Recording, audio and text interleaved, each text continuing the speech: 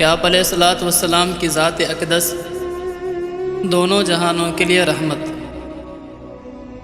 بچوں پہ شفقت، بڑوں کی عزت، علماء دین کا قدر، ان کے بارے میں اللہ کے رسول صلی اللہ علیہ وسلم نے تعلیم دی۔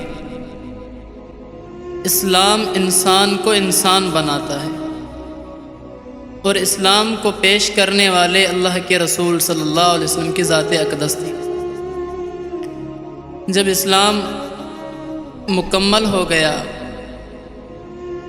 آپ علیہ الصلاۃ والسلام نے حجۃ الوداع کے موقع پر یہ آیت نازل فرمائی اللہ تبارک و تعالیٰ نے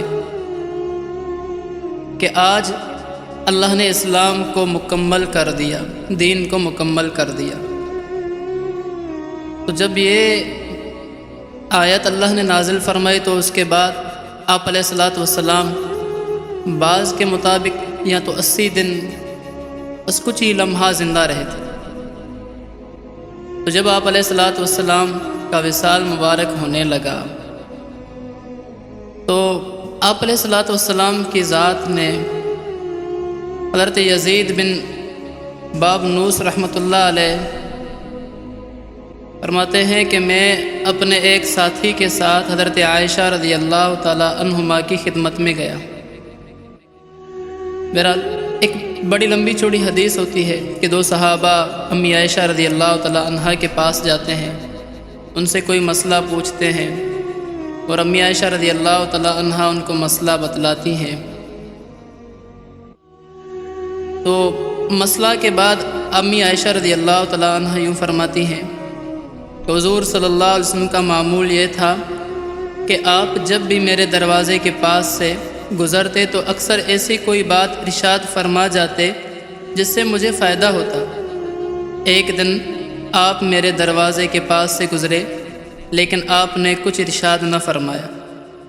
پھر اس کے بعد 3 دن ایسے ہی گزرے لیکن آپ نے کچھ نہ فرمایا۔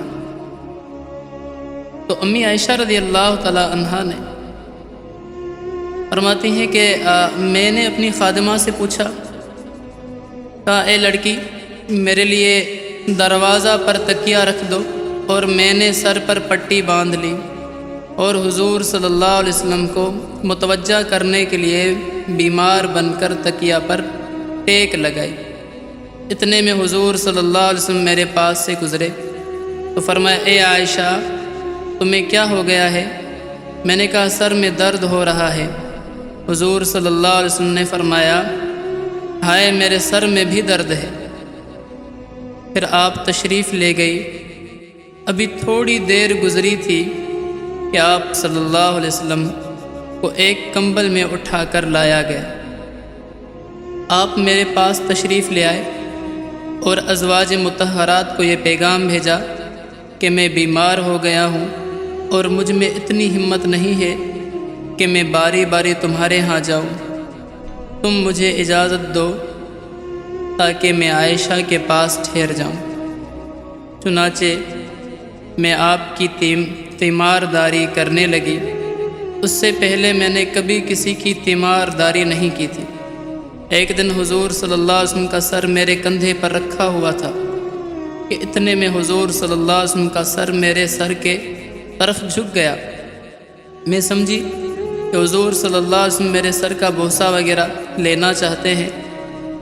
اتنے میں آپ کے منہ مبارک سے ایک ٹھنڈا قطرہ نکل کر میرے ہنسلی کے گڑھے میں گرا تو اس سے میرے سارے جسم کے رونگٹے کھڑے ہو گئے۔ میں یہ سمجھی کہ آپ بے ہوش ہو گئے ہیں، تو میں نے آپ پر ایک چادر ڈال دی۔ تو اس کے دوران حضرت عمر رضی اللہ تعالیٰ عنہ اور حضرت مغیرہ بن شعبہ رضی اللہ تعالیٰ عنہ آئے اور انہوں نے اندر آنے کی اجازت چاہی۔ میں نے دونوں کو اجازت دے دی اور اپنی طرف پردہ کھینچ لیا۔ حضرت عمر رضی اللہ تعالیٰ عنہ دیکھ کر حضور صلی اللہ علیہ وسلم کو دیکھ کر کہا ہائے بے ہوشی، حضور کی بے ہوشی کتنی زیادہ ہے۔ پھر دونوں کھڑے ہو کر چل دیے۔ جب دروازے کے قریب پہنچے تو حضرت مغیرہ نے کہا حضور صلی اللہ علیہ وسلم کا انتقال ہو گیا ہے۔ حضرت عمر نے کہا نہیں، تم غلط کہتے ہو، اور تم ہمیشہ فتنے کی بات کرتے ہو۔ جب تک اللہ تعالیٰ منافقوں کو بالکل ختم نہیں کر دیں گے حضور کا انتقال نہیں ہوگا۔ اس کے بعد امی عائشہ رضی اللہ تعالیٰ عنہ کے حجرہ مبارک میں حضرت ابوبکر صدیق رضی اللہ تعالیٰ عنہ آ گئے۔ امی عائشہ رضی اللہ تعالیٰ عنہ نے وہ پردہ ہٹا دیا۔ حضرت ابوبکر صدیق رضی اللہ تعالیٰ عنہ نے حضور صلی اللہ علیہ وسلم کو دیکھ کر کہا، انا للہ و انا الیہ راجعون۔ اللہ کے رسول صلی اللہ علیہ وسلم کا انتقال ہو گیا۔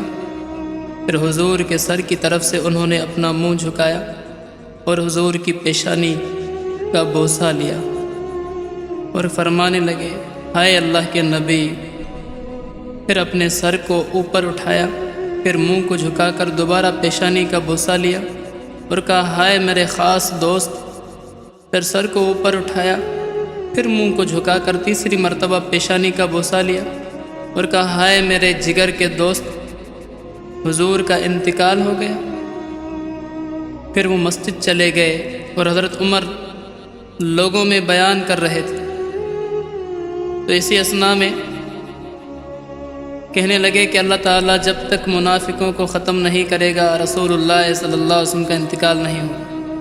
حضرت ابوبکر صدیق رضی اللہ تعالیٰ عنہ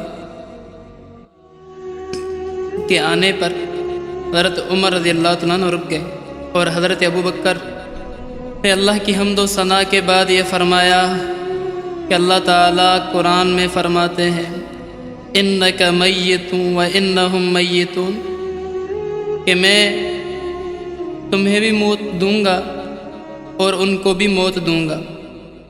اور پھر یہ فرمانے لگے، وما محمد الا رسول قد خلت من قبلہ الرسل افإن مات او قتل انقلبتم على اعقابکم ومن ينقلب على عقبیہ۔ تو یہ سب فرمانے کے بعد اللہ اکبر یہ آیت بھی پوری پڑھی۔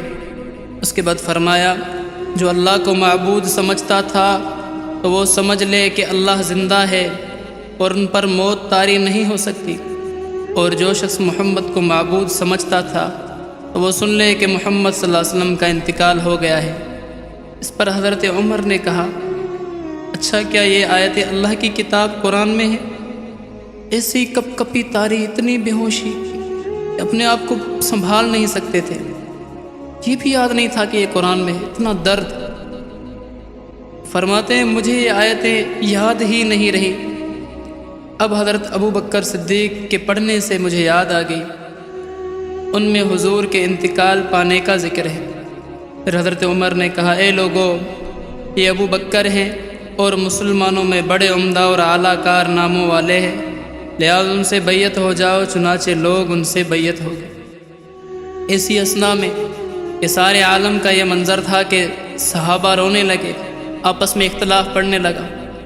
اسی اثناء میں جو حضرت ابوبکر رضی اللہ تعالیٰ نے یہ وعظ کیا، اللہ نے ان سے کیا تو کہلوایا، انک میت و انہم میت۔ ایسی بات کہلوائی کہ سارے صحابہ کے اختلاف ختم ہو گئے صاحب۔ تو دوستو، اللہ کے رسول صلی اللہ علیہ وسلم کی ایسی باتیں سن کر ایمان کو تازہ کر لو دوستو، کہ اللہ کے رسول صلی اللہ علیہ وسلم جب جا رہے تھے تو صحابہ کس قدر رو رہے تھے، کس قدر پریشان تھے۔ ان کی محنتوں کو سر انجام دو بھائی، آج وہ نہیں ان کی محنتیں ہیں، کل ہم بھی نہیں ہوں گے دوستو۔ اگر ہم اچھا کام کر کے چلے جائیں گے تو کل انشاءاللہ ہمیں اس کا بدلہ ملتا رہے گا۔ تو اللہ تعالیٰ سے دعا ہے آپ کو اور ہمیں اللہ کے رسول صلی اللہ علیہ وسلم کی محبت صحابہ جیسی عطا فرمائے۔ وآخر دعوانا الحمدللہ۔